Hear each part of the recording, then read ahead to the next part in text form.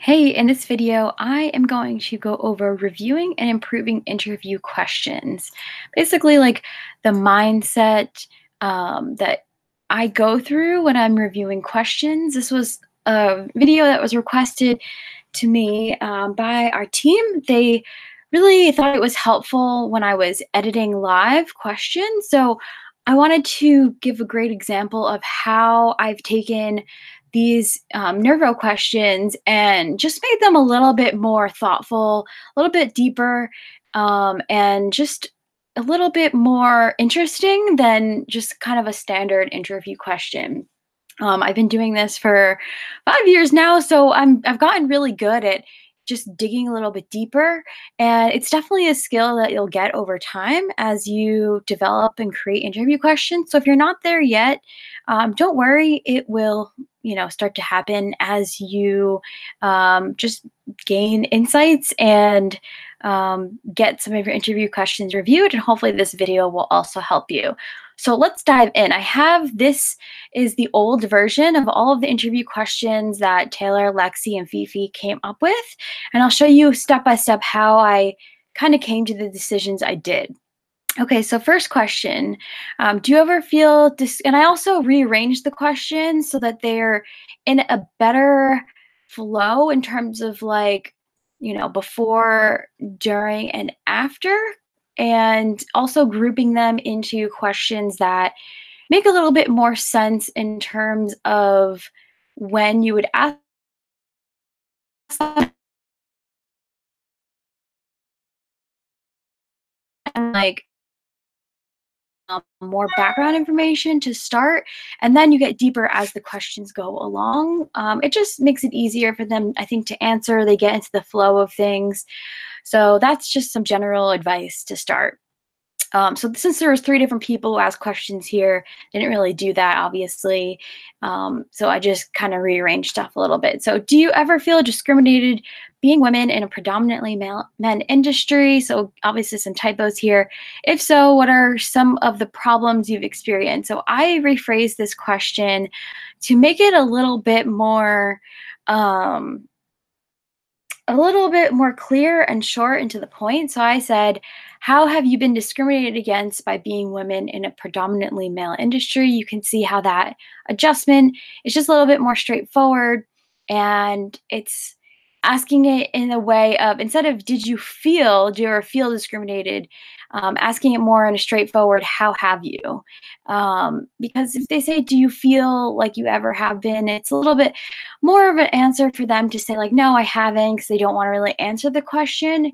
Instead of opening it more of how have you been discriminated, you're asking them for a real solid example.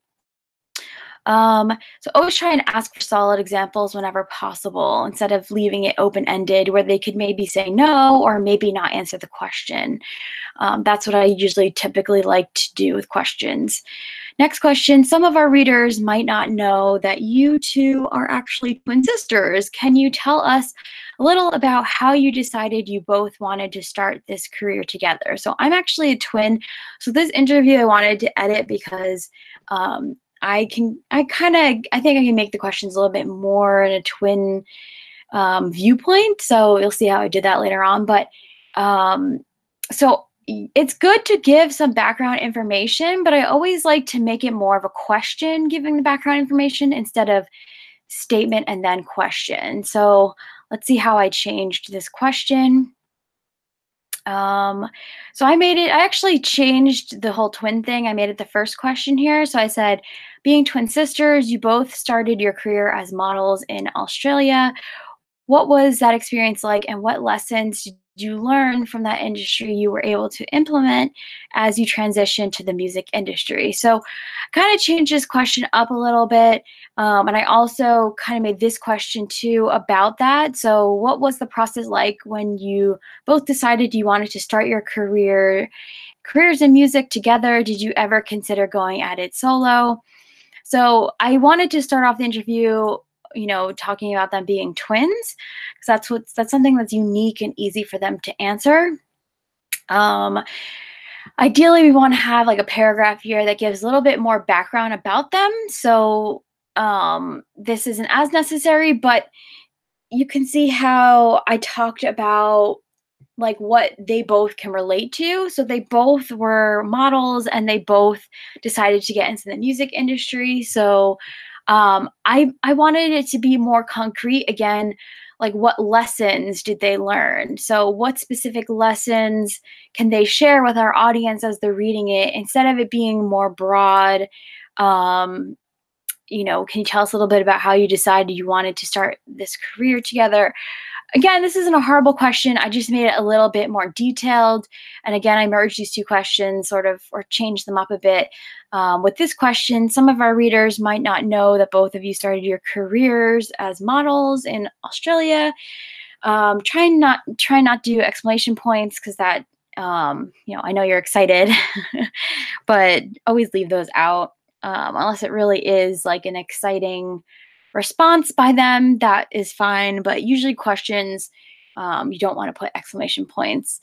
Then, can you tell us a little about the experience and what made you both decide to take up music instead? So you can see how I kind of just reworded the questions and just made it a little bit more detailed in asking what the process was like instead of just how did you come to the decision. I think wanting to know a little bit more about the process, like what do they actually think about to come to that decision. And then I also added on to here, did you ever consider going at it solo?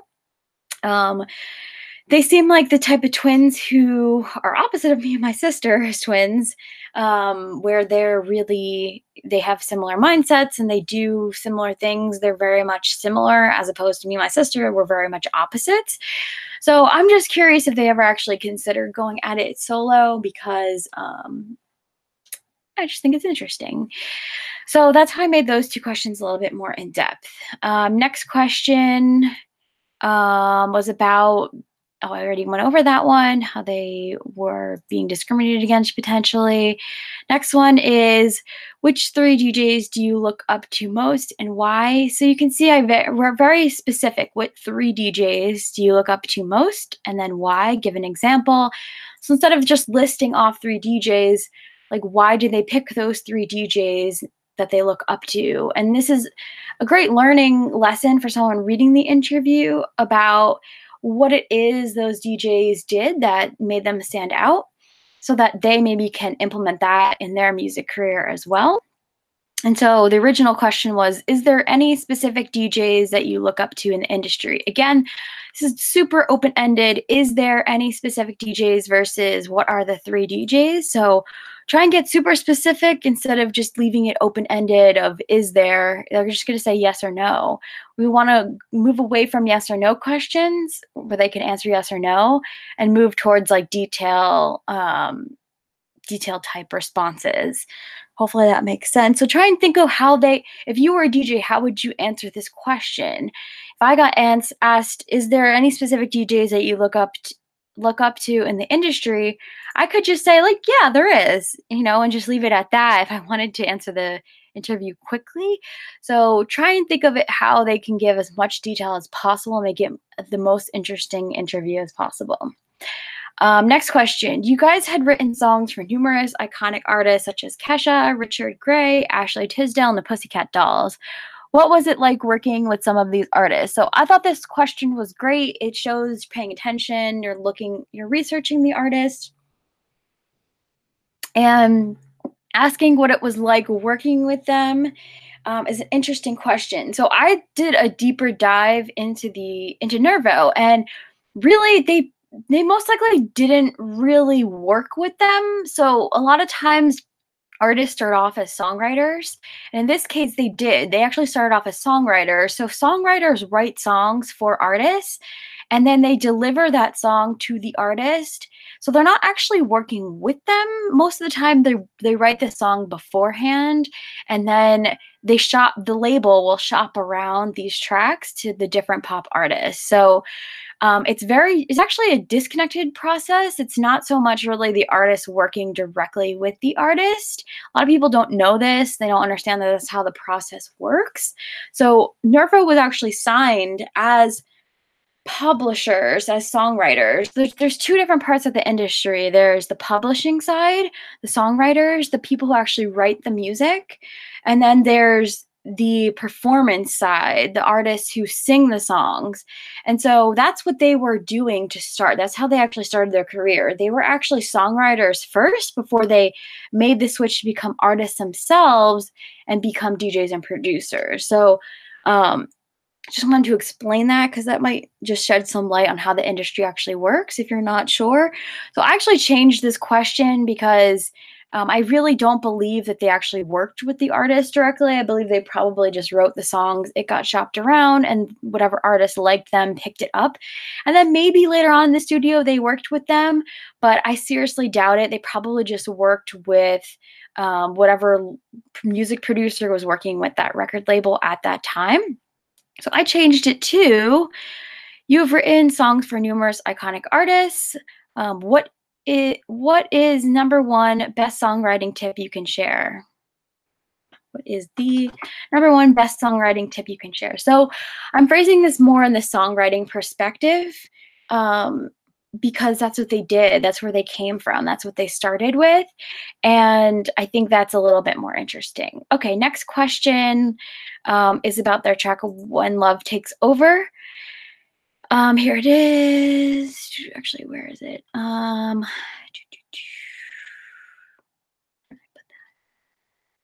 was this all? Oh yeah, I was down here. So this was a Fifi question. I moved it up. She said, you two co-wrote the lyrics to the Grammy Award-winning song When Love Takes Over, performed by David Guetta and Kelly Rowland. What elements of your songwriting do you believe made that song magic?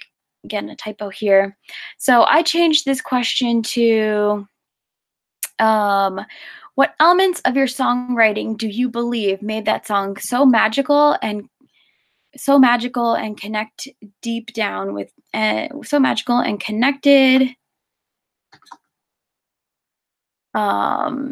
deep down with people. So, sometimes you have to reread your questions, make sure that you don't have any errors in them. So always make sure that you're doing that.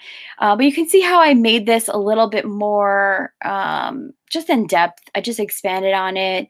What do you believe made that song magical and connected deep down people? Because this was a hit song. I'm sure you know the song listening to this, When Love Takes Over. So I just wanted to know the elements specifically instead of just saying, what made, this was good. So she did start with elements, deeply made the song magical. So here, I guess the edits I made were connected deep down with people. Again, it just expands on it. Nothing too crazy of the edits here. Next question. Where do you tend to look for inspiration in your lyrics when writing songs? So this one, again, I moved up from below.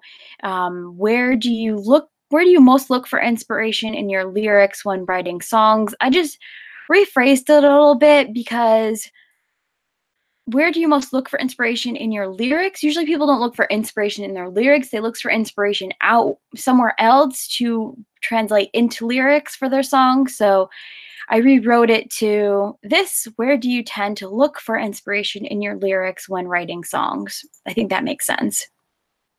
And how I explain that. Next question, which music collaboration has been your favorite experience so far and why? I think I might have made up this question completely. Yeah, I think I made this question up potentially. I can't remember.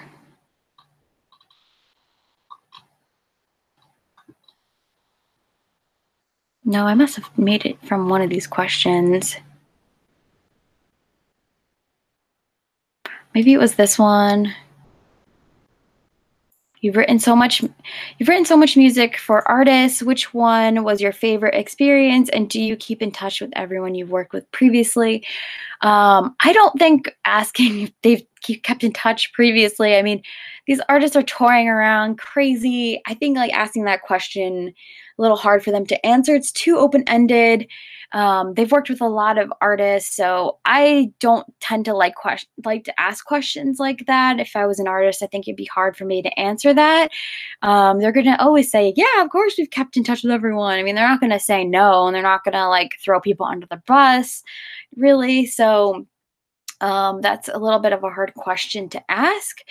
Um, and then about this question where it says, when you guys began your modeling career, what made the switch and go into music? I didn't want to ask that because I read, on Wikipedia, it said that music was always their passion. They didn't really intend to. Music was always the focus for them.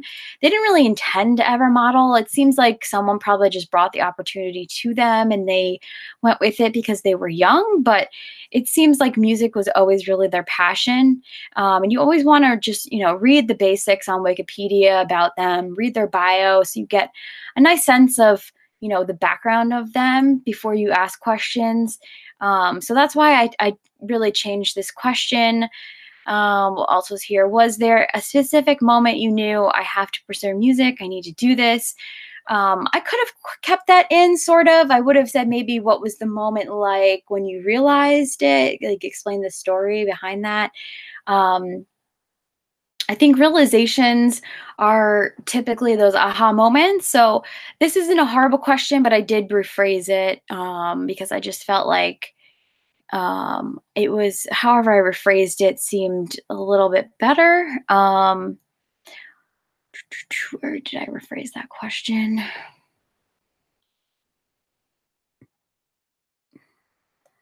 Yeah, I think I just totally took that out.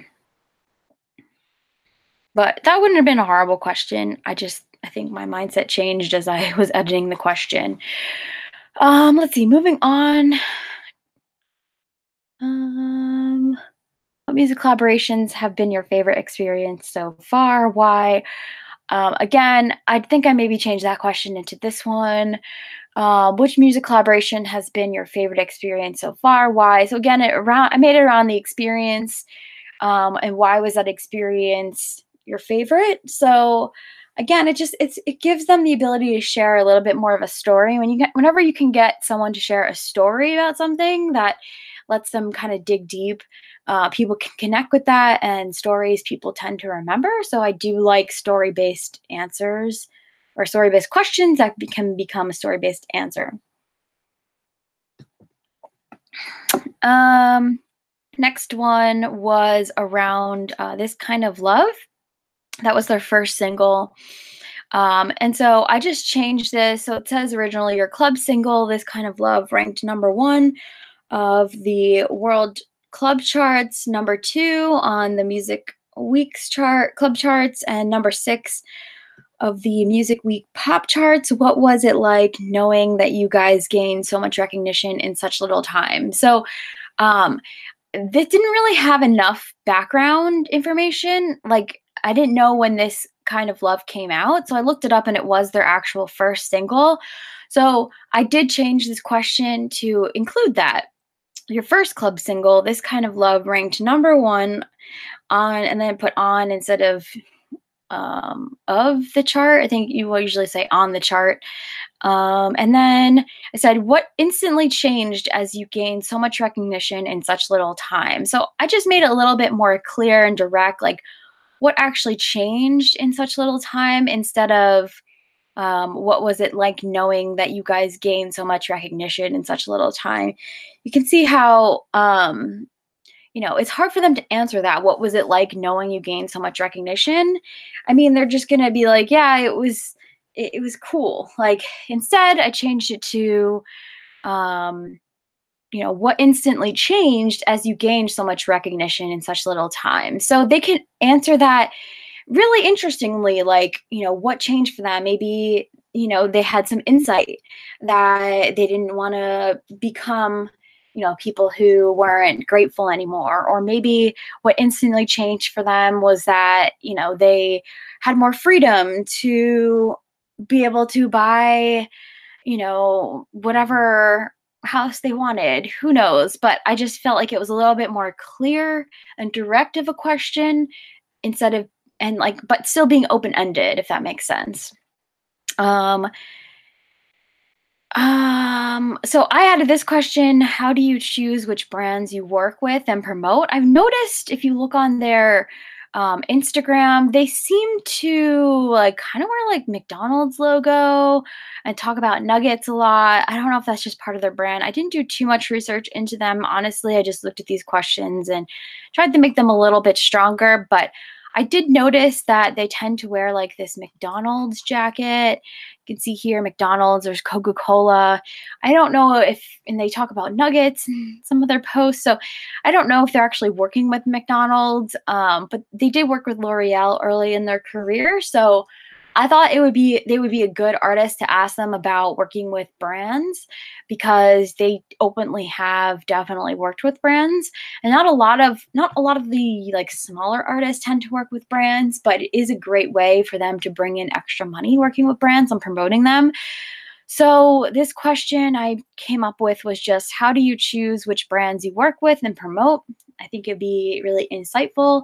I think it's kind of obvious, you know, they obviously probably care about how much money they make and if it aligns with them and, you know, if it's true to their brand itself. But I'm just curious to see what they're going to say. So I added that question in. Um, what do the coming months have in store for your career? I didn't really review this one. This is a question I want to do live. So this would always be probably a last question that you would ask if you did want to ask it. Again, it's just setting it up for what do you have coming in the future, because you always want to start off with before, during, after, or you know, past, present, future. So this is fine. I would just always put it at the bottom. I wanted to share that edit live. What else? Next question. So this was an advice-based question.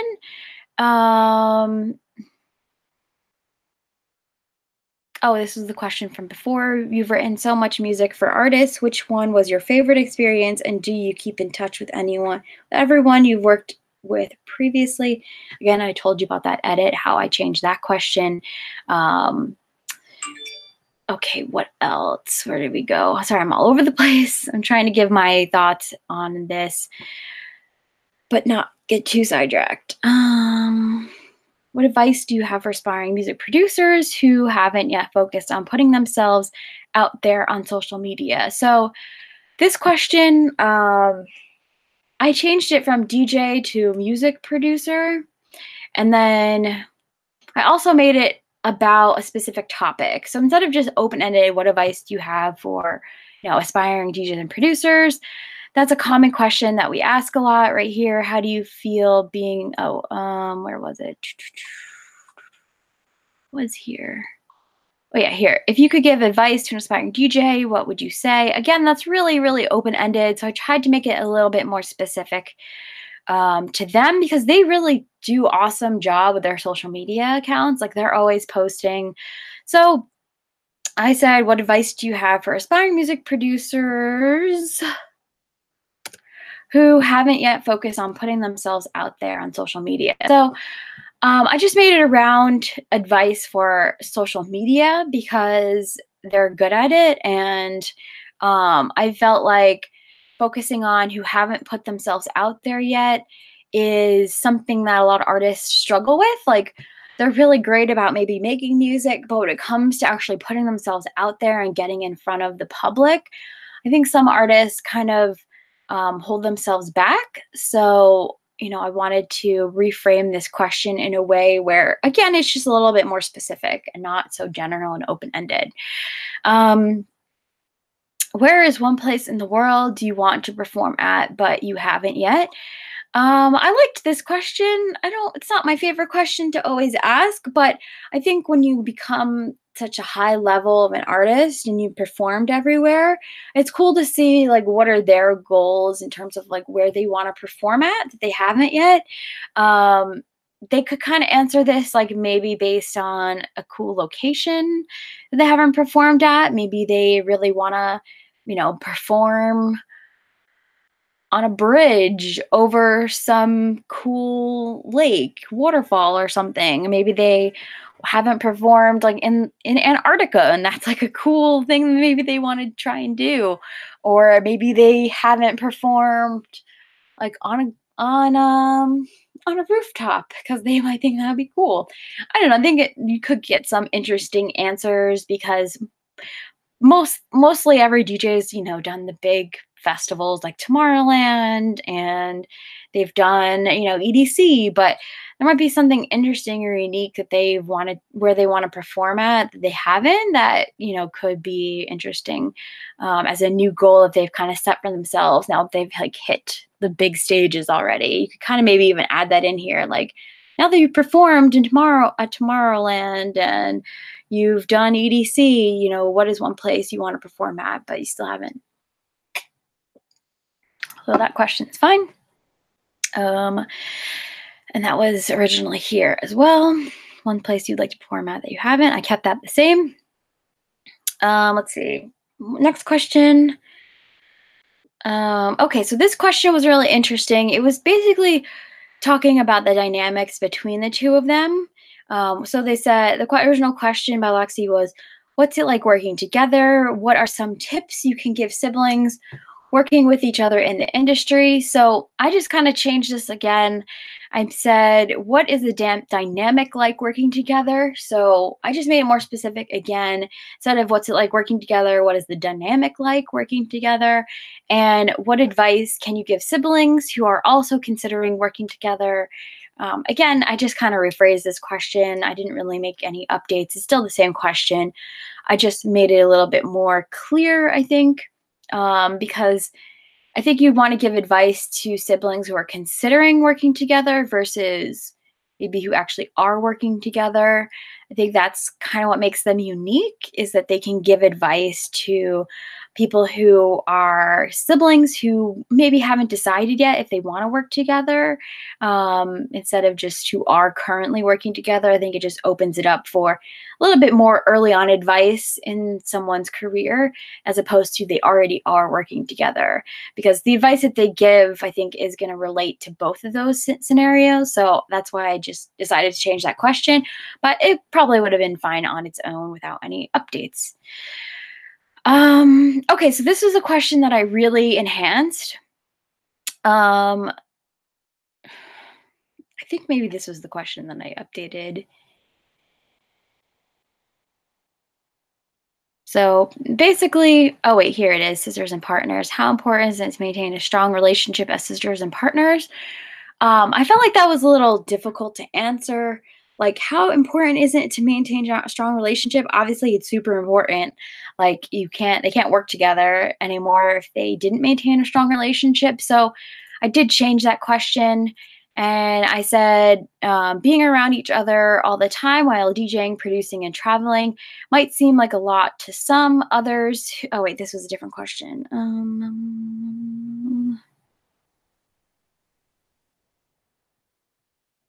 There's a lot of sibling questions, so I don't remember which question that was that I changed. But I'll just go over all the sibling questions right now, I guess. Okay, so yeah, I kind of like changed this because I'm a twin, and so with this question, hold on, which question was it that I edited?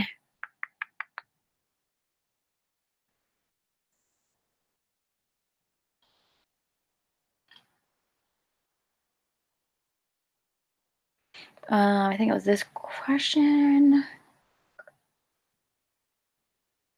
Wait, no, that was a different question.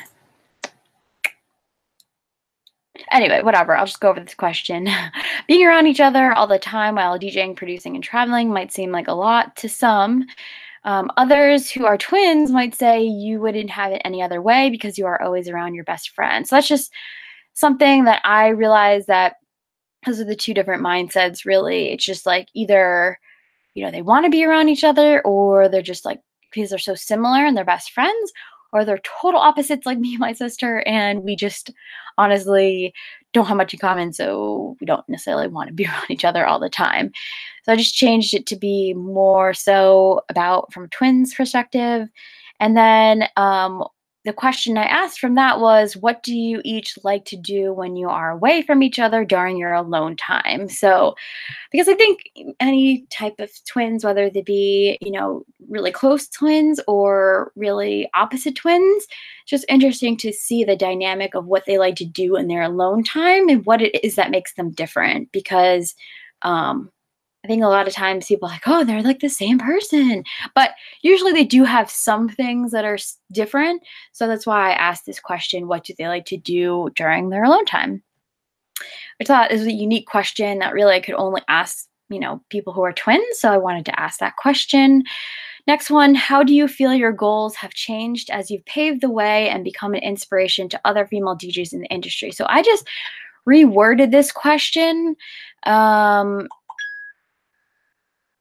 mm, the question was, where is it?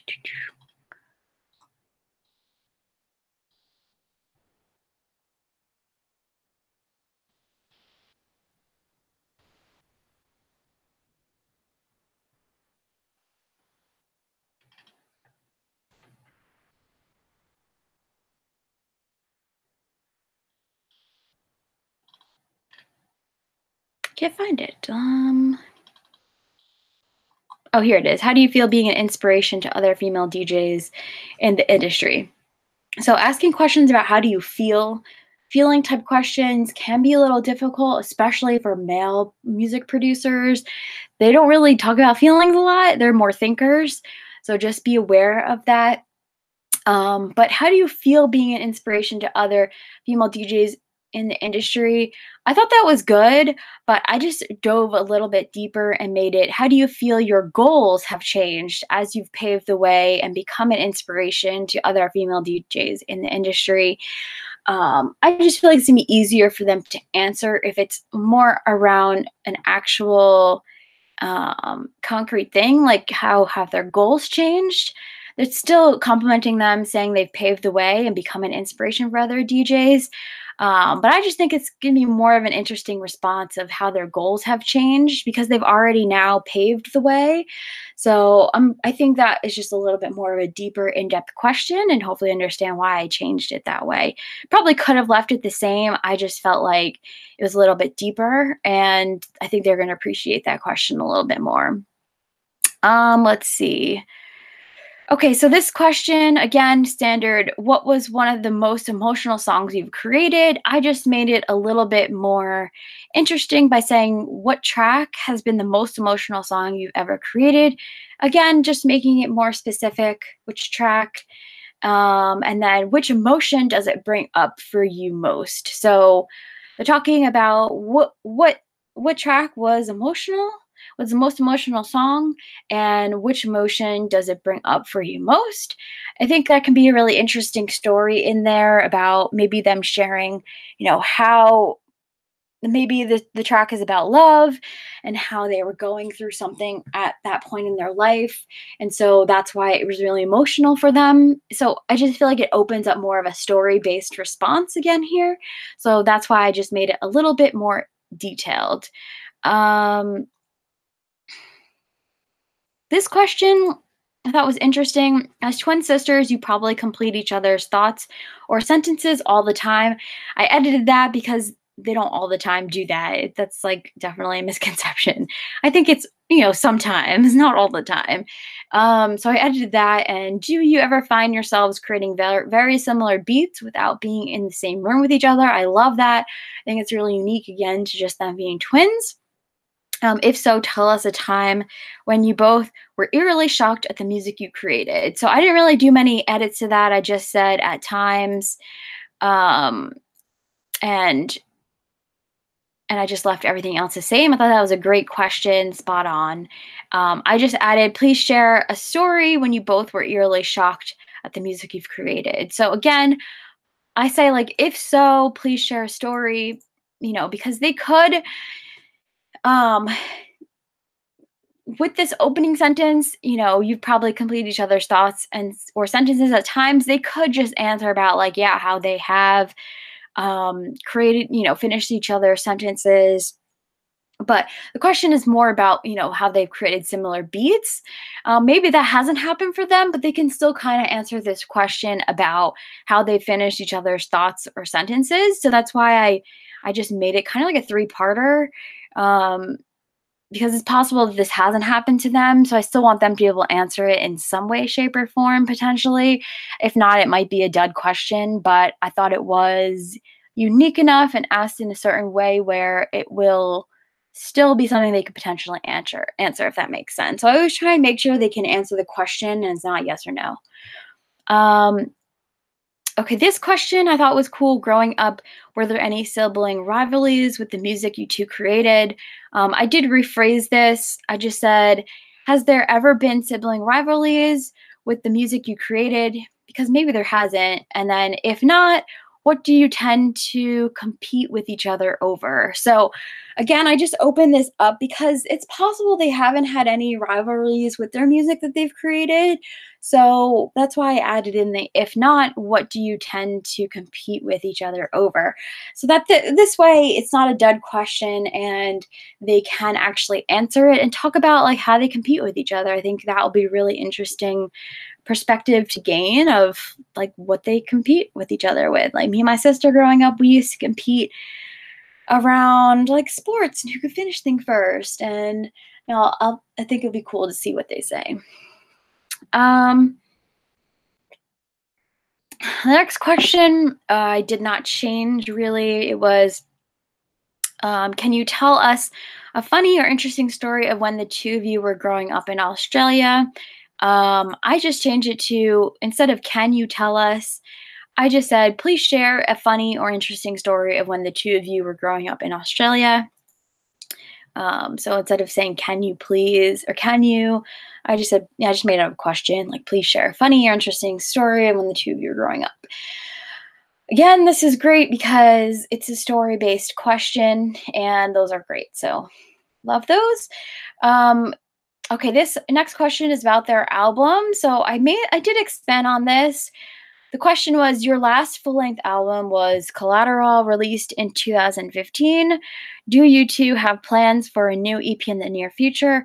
I personally don't like when you have a like comma. This is like a statement and then a question. So these are two different thoughts. It should always be period and then question mark. Just something I've noticed a lot of people do. I don't know. I don't know. I personally would prefer it be period and then question instead of comma. That's my personal preference. I usually edit it to that. So if you do that, please try and edit it to that when they're two separate kind of thoughts. But how I edited this was into this question. Your last full-length album was Collateral, released in 2005. Do you believe there is still a place for album releases in EDM these days, or do you feel it's better to release singles and then potentially compile the hits into an album release later on?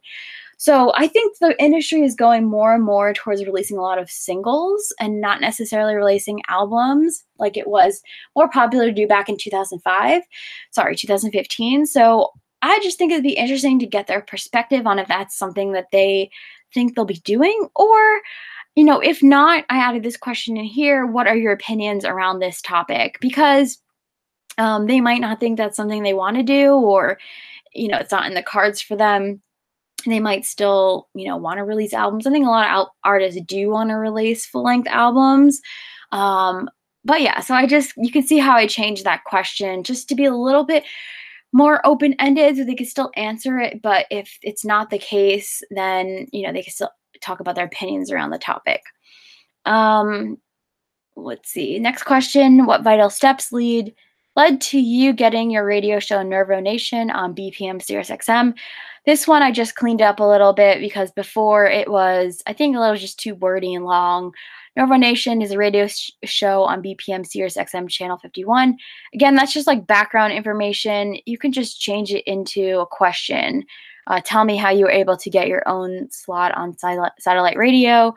So you can see how I just rephrased it just into a question and made it more about like, what were the vital steps that led to you getting this, as opposed to, tell me how you were able to get your own slot on satellite radio. So this is just more general. Tell me how you were able to get it versus what vital steps led you to getting your radio show.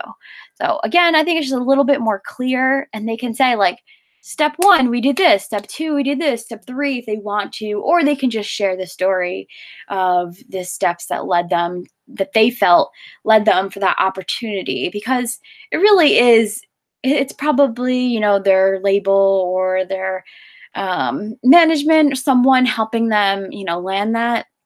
But I asked it in this step, in this terms, instead of asking it in terms of like, tell me how you were able to get your own slot, you know, because they're just gonna say, oh, like, you know, my labels did this. But in asking what were the vital steps that led them to getting the show, they can share more about, you know, how they built up their career to get that opportunity. Um, so I just think it's a little bit a little easier for them to answer the question, where they can really share like what they felt were the reasons why they were able to get that gig. And so I just rephrased it like that. Hopefully you understand like how I did that and why. Um, okay, so this last few questions, it was originally phrased as Nervo Nation has also expanded as a residency in Ibiza in 2016, and now there is Novo Omnia in Las Vegas. Again, typo. What can your fans expect from a Nervo show in a setting like Ibiza or Las Vegas? So I changed this up a bit because while yes, you know, they have the residency and that's cool. Um, I wanted it to be a little bit more clear in terms of like what can they expect from a show setting, because it's really what's going to be different from a show setting where it's maybe a residency versus maybe a club or festival gig. I think that's really more genuinely what is going to have a difference. Um, versus like Vegas versus Ibiza, yeah, there's going to be a difference in terms of like the setting, right? Like one's in Vegas and one's in Ibiza, but I thought it would be more interesting saying, like, what can your fans expect from a Nervo show in a setting like Ibiza or Las Vegas compared to a large scale music festival performance? Because really, there's a bigger difference. Um, Maybe I'll add in from a residency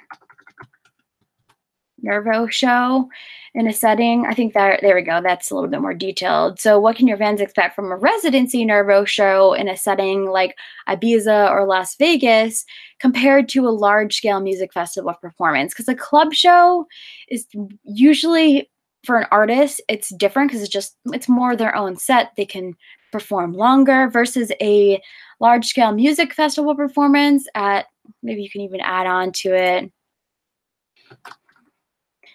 um, large scale music profession festival performance. Actually, I don't need to, but you know what I mean, like at EDC or Tomorrowland. Those are two different settings to see an artist. So it gives the artist an opportunity to say like why they should come see them at their residency or at a club show versus just seeing them at a festival. So I usually like to ask questions more like that. What's the difference between like a festival or club gig versus just maybe different locations? Locations in terms of like Ibiza versus Vegas, yes, there can be a difference, but in general, it's a little bit harder, I think, for them to answer that question. So I think because they would answer that question more so based on, well, the American crowd is different than, you know, the Spanish crowd or the vacationer maybe mentality.